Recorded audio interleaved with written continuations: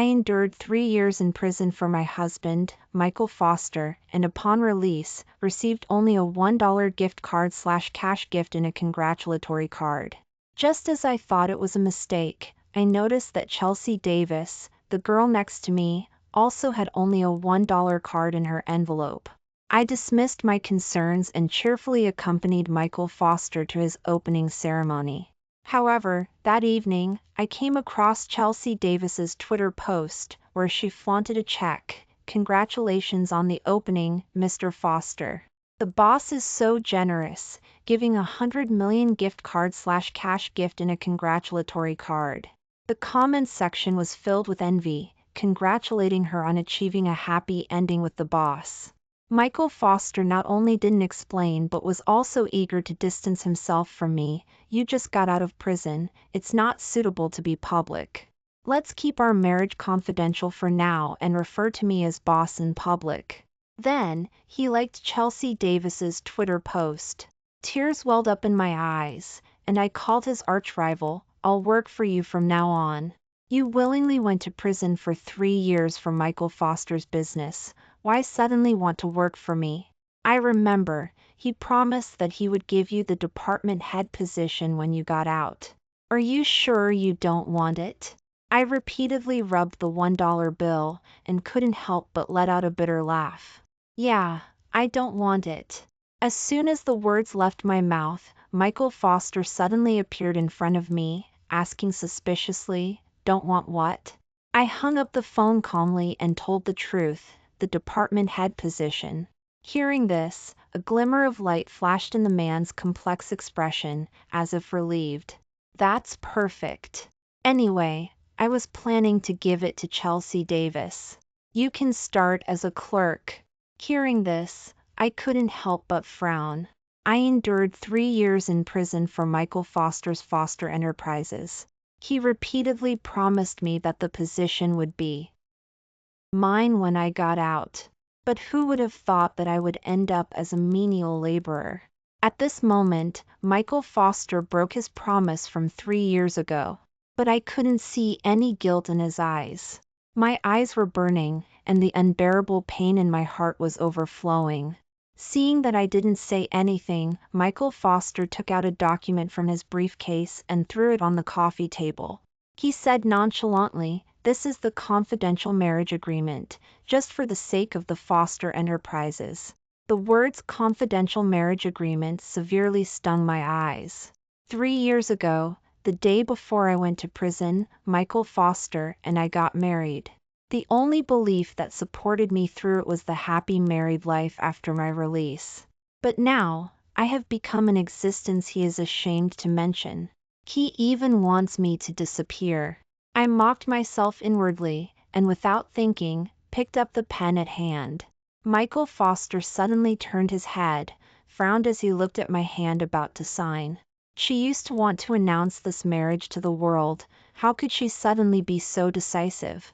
He subconsciously held my wrist and said something incomprehensible.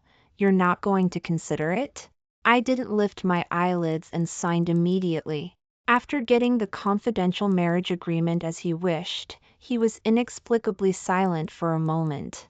After a while, he cleared his throat, and his voice became gentle. "Emily Carter, don't worry, once Foster Enterprises is stable, I will definitely compensate you." I gave a perfunctory and just then, the Foster Enterprises group chat rang. Chelsea Davis became the first department head of Foster Enterprises, and all the employees congratulated her. "You've been with Mr. Foster all the way for the past 3 years, we've all seen it, this position is well deserved. I think, Chelsea Davis is the department head today, tomorrow she should be the boss's wife, right? We have to curry favor with you in the future." Then, Chelsea Davis sent a shy emoji, tacitly agreeing to everything. I still think Emily Carter is more blessed. She spent 3 years in prison and can still be a clerk at Foster Enterprises. The boss dotes on her so much. Knowing the truth, she was clearly mocking me. I couldn't bear to look away from the screen, but I accidentally saw Michael Foster staring at his phone. The smile on his lips was a tenderness I had never seen before. It made me wonder, was his confidential marriage with me for Foster Enterprises or for Chelsea Davis? In order to fulfill the confidential marriage agreement, Michael Foster moved from the master bedroom to the guest room. In addition, he also made it clear I was not allowed to ride in the same car as him. I was not allowed to talk to him at Foster Enterprises and could only call him boss. Also, his relationship with Chelsea Davis was just acting, and I was not allowed to make a fuss about it. After explaining everything, Michael Foster disappeared for 3 days. It wasn't until I took a day off because of a fever that he was willing to call me. "You're taking time off after only working a few days. Aren't you being too dramatic? You have to go to the hospital yourself. I'm still on a business trip and don't have time to take you." An expected result. I gave a muddled But as soon as I finished speaking, a charming female voice came from the phone. "Michael, my zipper is stuck. Help me." Although Michael Foster hung up the phone in time, I still heard his hurried footsteps. When I opened Chelsea Davis's Twitter again, she had changed her profile picture. It was a matching one with Michael Foster's. I remember when I was dating him, I always pestered him to change to couple profile pictures. But every time he had countless reasons to refuse me: troublesome, childish, tasteless. I don't know what his psychology was. He was sending me messages and calling me like crazy. I only replied with one message: "Now is my rest time, PL. Ease understand, boss." After the 4 drip, I returned to Foster Enterprises. My colleagues were as cold as ever to me, piling work all over my desk. Probably in their hearts, I was just a lucky person who was taken in by the boss after getting out of prison. I should take on more. I adjusted my mood and put all the couple's items in the storage cabinet into a black trash bag. If I had known they wouldn't see the light of day, I wouldn't have bothered bringing them to Foster Enterprises. I was about to go out and throw them away when Michael Foster came back. Before I could react, he dragged me angrily all the way to the stairwell. The man's face darkened when he saw the trash bag in my hand. "You have time to clean up the trash, but no time to return my calls?" The strong smell of perfume on his body made me take a step back, and I said indifferently, "I replied to your message." Hearing this, Michael Foster seemed to be on fire, questioning me. "Why do you call me boss on the phone? What's the difference between on the phone and in reality?" It was clearly what he told me to do. Why is he unhappy when I call him that? Seeing that I didn't want to explain at all, he sneered, "You know I don't like willful women. You better not become the kind of person I hate." With that, he snatched the bag from my hand and threw it on the ground with force. In the loud crash that echoed through the stairwell, he strode away. Looking at the shattered photos and couples' mugs, my heart trembled.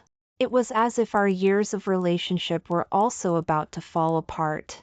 I picked up the pieces, called a lawyer, and drafted a divorce agreement. After getting the document, I printed a copy in the printing room. Just as I was mentally prepared to knock on the door, Michael Foster opened it first. Meeting his cold gaze, I calmly handed over the document. "Sign it when you have time." As a result, Michael Foster didn't even look at it and directly turned to the last page and signed it. Then he handed it over casually and instructed, "Come out with me for social events later. Use your good sense and remember to deflect toasts for others." I was wondering, Michael Foster's alcohol tolerance is usually very good. Why would he want me to deflect drinks? Before I could ask, Chelsea Davis came out from behind him, skipping and jumping. "The boss is so considerate. He even remembers that I can't drink because I have a cold." Chelsea Davis, wrapped in a blanket, sat next to Michael Foster, her head resting directly on Michael Foster's shoulder. Seeing me, she frowned and complained, "Mr. Foster is just making a fuss. It's just a cold. He won't let me drink or go to work. If I hadn't begged him, he wouldn't have brought me to social events." Hearing her say that, Michael Foster lovingly scratched her nose. "I don't care about you, but don't cry when you take your medicine." The two people in front of me were clearly a couple in love. His gentleness and humor were also things that felt foreign to me. I clutched the divorce agreement in my hand, feeling inexplicably relieved. Arriving at the restaurant, Michael Foster exchanged greetings with the business partners for a while. Then he stepped back and began to introduce everyone one by one. "This is Chelsea Davis, the department head of our Foster Enterprises." When he introduced me, the business partner's boss frowned slightly. I remember very clearly, this young lady went to prison for defaulting on payments. Mr. Foster is really loyal and righteous. Michael Foster's nerves tightened. He looked at me, and then smiled apologetically. During the project discussion, Michael Foster and Chelsea Davis's seats were close together. He kept giving me winks, telling me to take the initiative to deflect toasts for Chelsea Davis. During the dinner, someone noticed their intimate behavior and couldn't help but joke. "Mr. Foster and Miss Davis look really well matched. I wonder if Mr. Foster is married?" As soon as the words fell, Michael Foster looked at me, a hint of hesitation flashing in his eyes. The next second, we almost said in unison, "No." Clearly saying the same answer, he suddenly turned his head and looked at me in shock. It wasn't until the business partner went to the restroom that he sent me a message. "It's all just acting, don't take it to heart." Michael Foster said it was acting, but what I said was the truth. After all, he had already signed the divorce agreement. I glanced at the message and put my phone screen down. Seeing this, Michael Foster, who was sitting across from me, was about to get up and come over when I turned and went to the restroom. Coming out of the cubicle, I ran into Chelsea Davis. She crossed her arms, clearly in a victorious pose. "Emily Carter, it's really pathetic for you as a woman, being disliked by your husband like this. If it were me, I definitely wouldn't have the face to see anyone." I washed my hands on my own, and said lightly, "Miss Davis doesn't need to worry about that." After drying my hands, I prepared to leave. But Chelsea Davis flashed over and blocked me. "How can the boss's wife still be wearing rags? Oh, I forgot, Michael must have used all the money to buy me high-end custom-made clothes, sorry." The expensive brands on her body seemed to be telling me all the time, the difference between $1 and 100 million. Instantly, the bitterness accumulated in my heart erupted, and I fled in panic. Returning to the private room, I picked up my bag and prepared to leave. Michael Foster hurriedly stepped forward to stop me, his tone gentle. "Don't leave yet, I'll take you home later." Just as I was about to refuse, Chelsea Davis suddenly rushed in, crying, instantly attracting everyone's attention. Michael Foster immediately let go of me and ran over to ask what happened, only to see Chelsea Davis frantically rummaging through her bag, and then through all her pockets. Then she shouted in horror, "My custom-made diamond ring is gone!" As soon as the words fell, everyone in the private room was looking for Chelsea Davis's ring. While searching, she kept muttering, "This is a birthday present that Mr. Foster gave me. It's worth over 30 million. I don't want to lose it." Although I didn't know what trick she was playing, I just wanted to leave immediately. But just as I walked to the door, Chelsea Davis reached out and stopped me. "Emily Carter, let me check your bag, otherwise you won't be able to get rid of suspicion either." I knew in my own heart whether I stole her ring or not. "I'm tired, Miss Davis, look for it yourself." Seeing that I insisted on going out, Chelsea Davis actually grabbed my bag directly. During the struggle, the things in my bag were scattered all over the floor. And among the scattered sundries, there was actually a shiny diamond ring. I looked at the ring in shock, and suddenly met Chelsea Davis's provocative gaze. "Why are you framing me?" Turning around, I found that everyone behind me was looking at me with contempt. Especially Michael Foster. He frowned, his eyes filled with disgust towards me. I subconsciously explained to him, I didn't take it. But my explanation seemed so pale and weak in the face of the blatant truth. Then, Chelsea Davis picked up the ring and started crying even harder. This ring is very important to me. How could Emily Carter steal it? I originally thought Emily Carter had reformed in prison, but I didn't expect that she would still use any means for money. I won't dare to work with you in the future. Chelsea Davis's few words made the faces of everyone present look ugly. The business partner's boss took the lead in breaking the deadlock, sternly saying, "Mr. Foster, let's call off this cooperation." After saying this, he left the private room angrily with his people. I was thinking of chasing out to explain, but I was slapped firmly by Michael Foster. Meeting my incredulous gaze, there was no regret in his eyes. "I didn't expect you to be such a money-grubbing person. I brought you out, not to steal things." Michael Foster's words completely convicted me. Doesn't he know what kind of person I am? Has he forgotten why I went to prison? Looking at the anger in his eyes, I knew that he couldn't possibly believe me. So I smiled bitterly and handed over my phone. "Then call the police." He looked down at the phone, frowned again and looked at me, but still didn't do anything. The long eye contact seemed to make me see the man in front of me clearly. After a long while, Michael Foster snorted coldly, incomprehensible. The man turned around, put the diamond ring on Chelsea Davis's finger, and coaxed her softly to leave. In the private room, only I was left, and the mess on the floor. I picked up my scattered items and went to the airport without hesitation. The waiting hall at midnight. I was going to edit my resignation letter, but I received Michael Foster's dismissal notice in advance. His words were filled with anger. "Don't go to Foster Enterprises in the future. Stay at home and reflect." Seeing his absurd request, I couldn't help but smile bitterly. Without thinking, I directly took a photo of the signed divorce agreement and sent it over. And attached the text, "Michael Foster, I wish you and Chelsea Davis a happy marriage for 100 years. But only if you and I get a divorce certificate, otherwise I'll sue you for bigamy." After this sentence was sent, Michael Foster started calling like crazy. I hung up all the calls, and Michael Foster sent a message, "Emily Carter, what are you kidding about?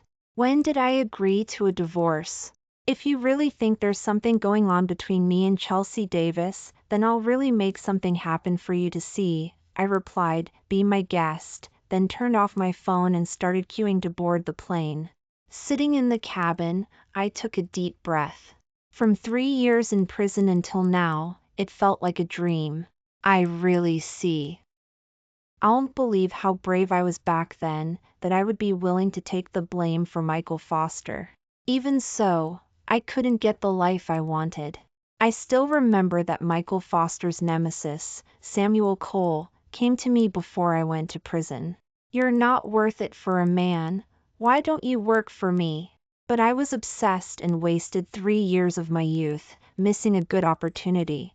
After getting off the plane, I sat in a taxi and turned on my phone again, only to find a video in the Foster Enterprises group chat. In the center of the dance floor, Michael Foster was supporting Chelsea Davis's slender waist as they danced gracefully.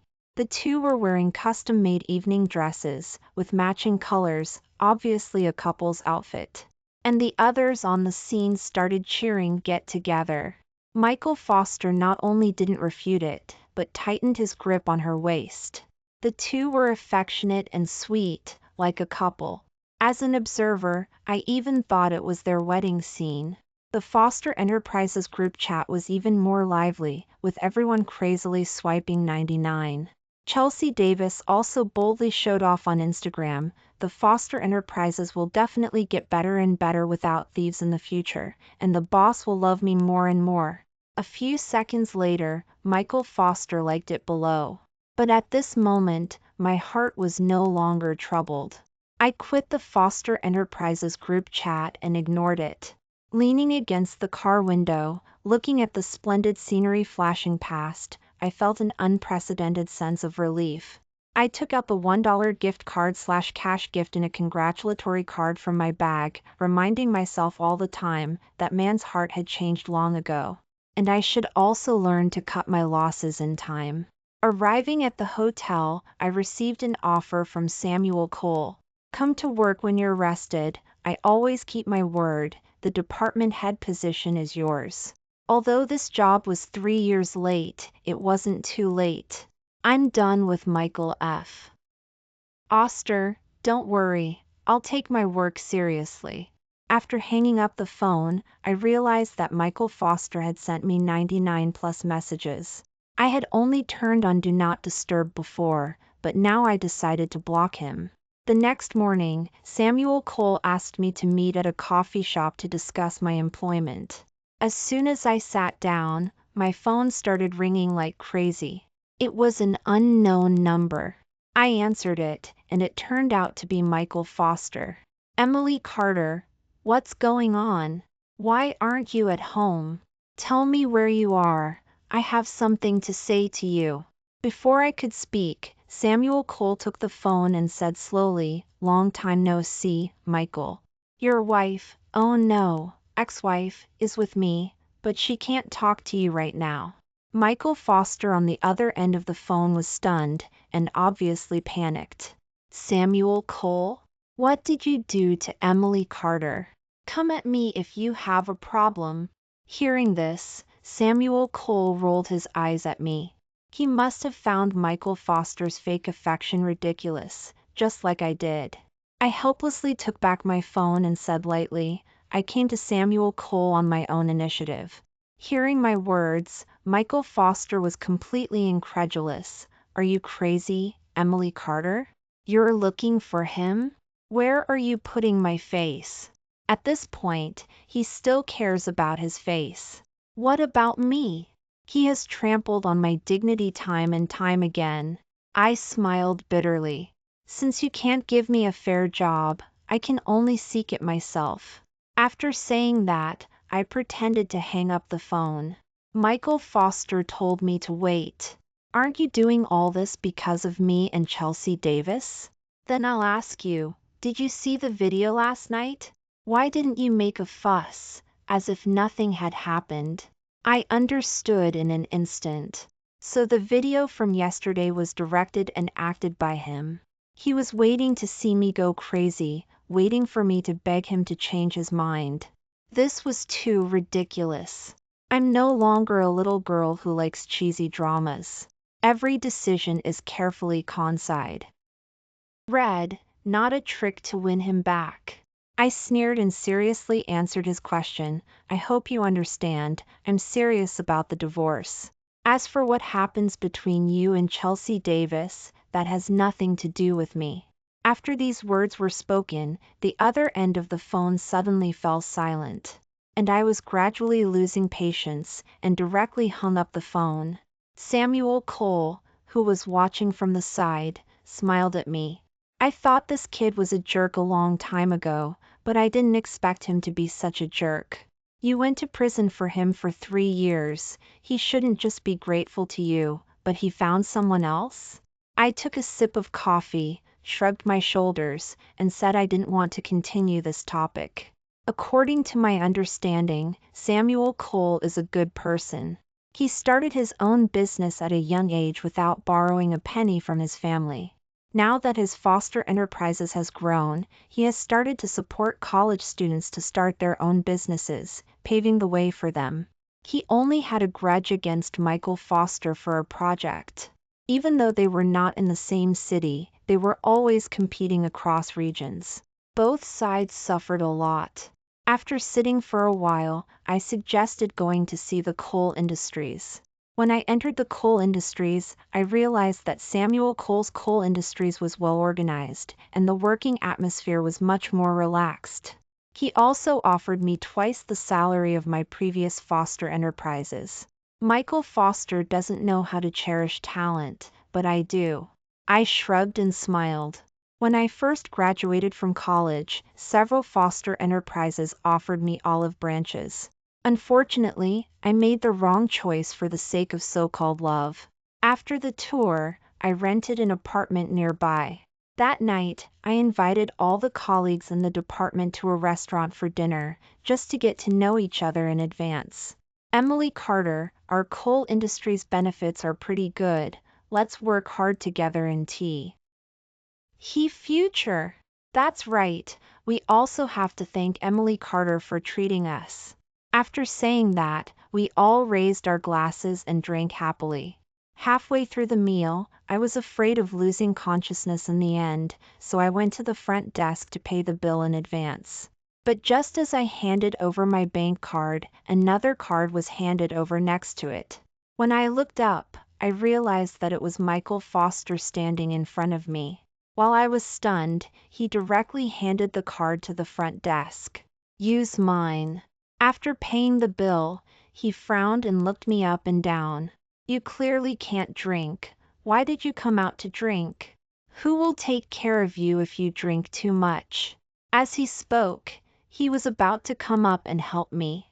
I instantly woke up, took a few steps back, and was full of vigilance.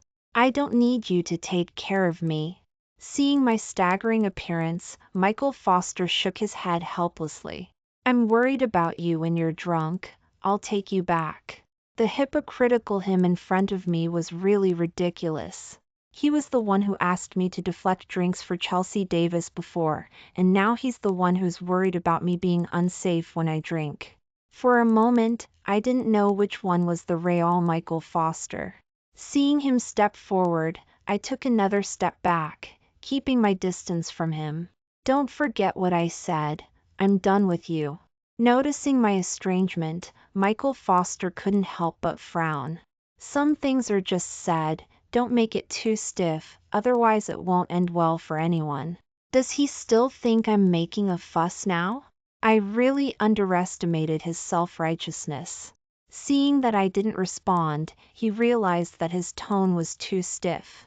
He quickly adjusted his emotions, and his tone became gentle. I swear, there's really nothing going on between me and Chelsea Davis. And I also explained that the dance party video that day was intentionally made for you to see. I was just angry for a moment. His explanation, in the face of truth, was really pale and weak. In those days, I saw his partiality towards Chelsea Davis. I also saw his unconditional love for Chelsea Davis. The gentleness and doting that belonged only to him, he gave to Chelsea Davis as a matter of course. That's something I hadn't seen in so many years. Maybe he didn't realize it himself, but as his wife, I could see it clearly. But as things stand, any more explanations are superfluous. I shook my head. You don't have to say anything, and you don't have to explain to me. We're already D. Before I could finish my words, my wrist was grabbed hard by Michael Foster. Meeting his angry and cold gaze, I couldn't help but tremble.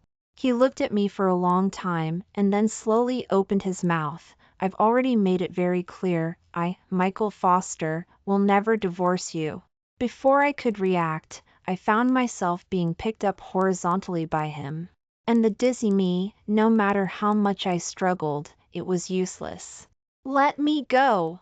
But because of the alcohol, I fell asleep in a daze. When I opened my eyes again, I found myself lying on the bed in the apartment. And Michael Foster, who I thought existed in my dream, was sitting by the bed guarding me. My subtle movements suddenly woke him up. Emily Carter, you're awake. I tried to recall what happened last night, but I found that I seemed to have blacked out. But seeing him as soon as I opened my eyes made me feel inexplicably annoyed. I turned my head to the side and said coldly, "This is my house, you should leave now." As soon as the words fell, my chin was suddenly pinched by Michael Foster, looking into my eyes. Emily Carter, remember, we have a home, and I'm going to take you back now. Home? Maybe it wasn't anymore. Maybe it started when I went to prison, or maybe it started when I signed the confidential marriage agreement. That wasn't my home anymore. I turned my head impatiently and called the apartment manager. There's an uninvited guest in my house. Please come up and talk. Coo him away. Seeing this, Michael Foster gritted his teeth and stood up, looking down at me. We've been together for so many years, Emily Carter. I don't believe you'll never go back." His words did not get a response from me for a long time. It wasn't until the bedroom was quiet again that I realized he had left. After a night of drunkenness, I still struggled to call my colleagues to apologize. Suddenly, Samuel Cole's voice came from the other end of the phone. "It must be that Michael Foster. I'll help you deal with him if he comes to you again in the future." I smiled helplessly. "In terms of fighting, you probably can't beat him, not to mention that he's holding his anger against you now. Maybe he'll really kill you."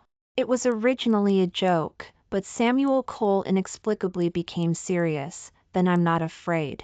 I rubbed my temples, mumbled a few words, and hung up the phone.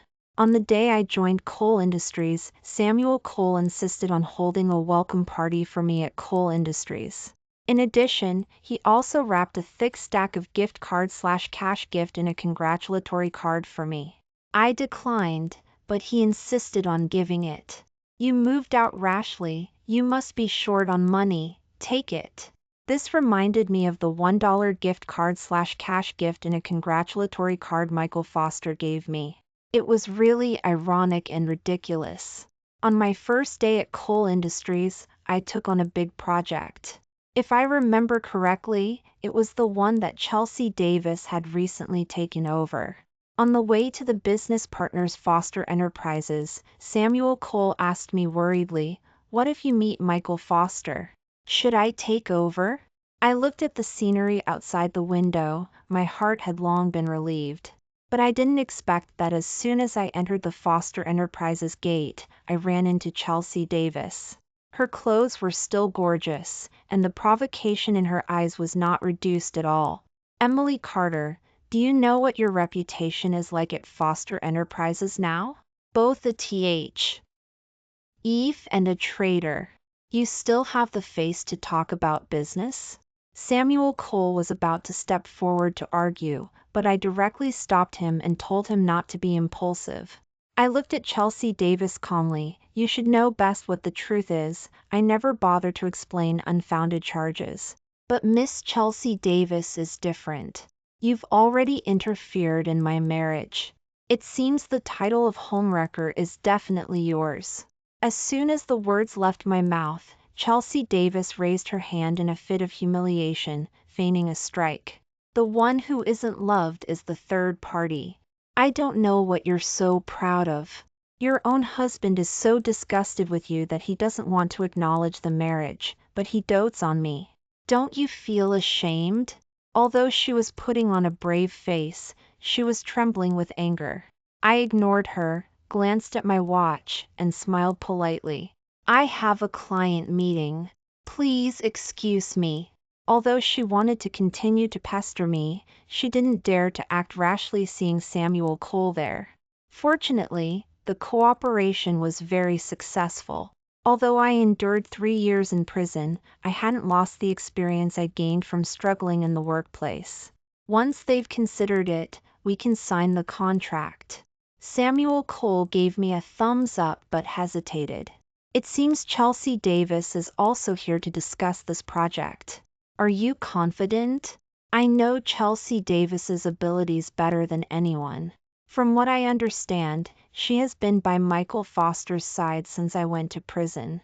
Every social event is just an opportunity for her to be a pretty face. Watching Chelsea Davis go upstairs, I turned and left dismissively. As a result, the next day, videos of my time in prison surfaced online. The original post was made by Chelsea Davis using her own account. Instantly, it pushed my company and Samuel Cole's into the spotlight of public opinion. Once the post went viral, Chelsea Davis came to my apartment to taunt me. "Emily Carter, do you think the partners will sign a contract with a convicted felon?" Hearing her provocation, I smiled slightly. "Miss Chelsea Davis, you only know that I endured 3 years in prison, but do you know who I took the fall for?" As soon as I finished speaking, Chelsea Davis frowned, obviously unaware of the truth. Seeing my satisfied expression, I continued, "Originally, I wanted to keep this buried, but you forced my hand." With that, I took out the confidential marriage agreement that proved I took the fall for Michael Foster. Chelsea Davis read the contents of the agreement, her face turning increasingly ugly.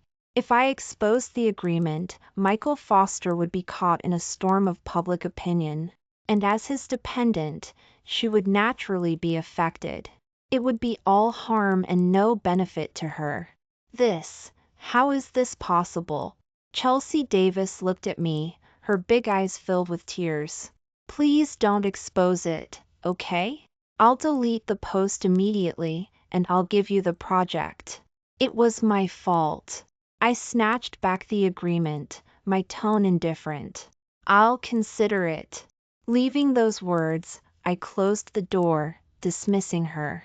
Chelsea Davis, not receiving a definite answer, pounded frantically on the door.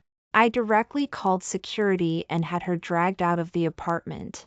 Although there was an unexpected incident, it didn't affect the project's cooperation in the end. After successfully signing the contract, Samuel Cole took our department out for dinner. After a few rounds of drinks, I decided to go out for some fresh air. I didn't expect to run into Michael Foster in the hallway, with Chelsea Davis standing behind him. Looking at me, the man coldly ordered Chelsea Davis, quickly apologized to Emily Carter. The always self-righteous Chelsea Davis immediately lowered her head and apologized to me. I shrugged indifferently. I don't regret what I did, so I won't easily expose it. You can rest assured. With that, I prepared to walk past them. Unexpectedly, Michael F.O. Stir grabbed me emotionally. I'm not afraid of you exposing me, I'm afraid of you being affected. His unexpected words made me tilt my head. In Michael Foster's world, the company has always come first. Otherwise, he wouldn't have sent me to prison to protect the company. I really didn't expect him to say those words. Seeing that I didn't react, he continued, "Don't worry, I have nothing to do with Chelsea Davis anymore. I've already fired her, so, can you come home with me?" I looked up suddenly, meeting his expectant gaze. I've seen those eyes countless times, but now they've become unfamiliar. To be precise, his heart had long changed. How could I ever accept him again? I hurriedly pulled my hand back, keeping my distance from him. It's impossible. We can't go back. Besides, I'm very happy now. Please don't bother me repeatedly, okay? Hearing this, Michael Foster's face darkened and his eyebrows furrowed tightly. Emily Carter, you can't be happy without me, and neither can I. I really haven't been sleeping well these days. I've been having nightmares, realizing you're not next to me. Just give me one chance. I promise I won't neglect you again. Wouldn't it be better if we went back to the way things were? The way things were? Michael Foster said it so lightly. I'm no longer the person who would do anything for love. And he's no longer the person who gave me promises. I've seen how much he favored Chelsea Davis. It repeatedly confirmed my position in his heart. Hearing this, I sneered, "Forget it. I can still be happy without you." With that, I made a move to leave. But Michael Foster held me tightly, refusing to let go.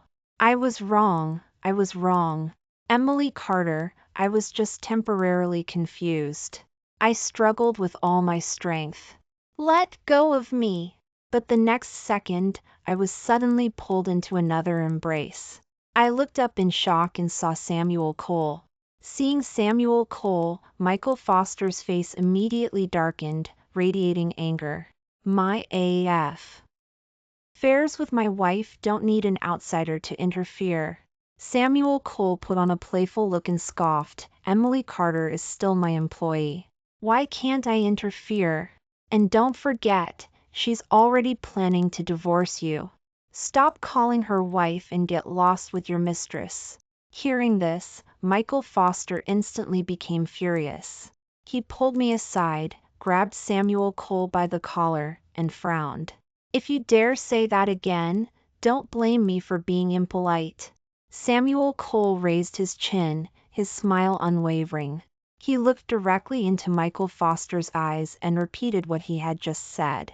As soon as the words left his mouth, Michael Foster's fist came down. Samuel Cole was instantly knocked to the ground. Seeing this, I rushed over to help him up, standing in front of him.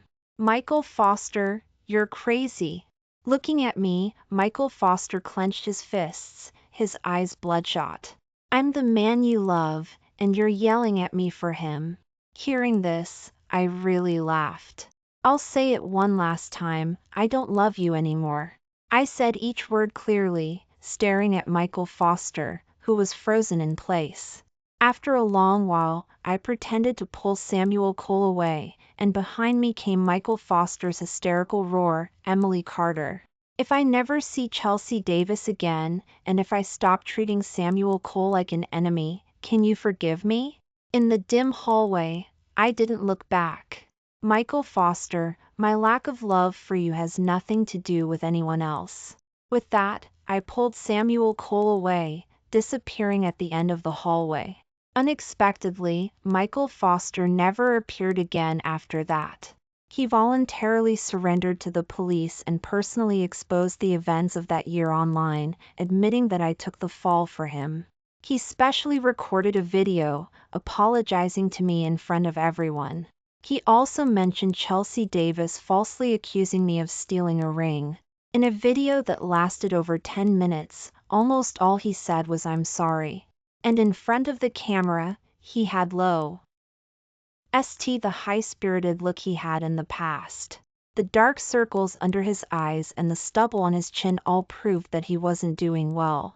But facing his repeated apologies, my heart remained indifferent.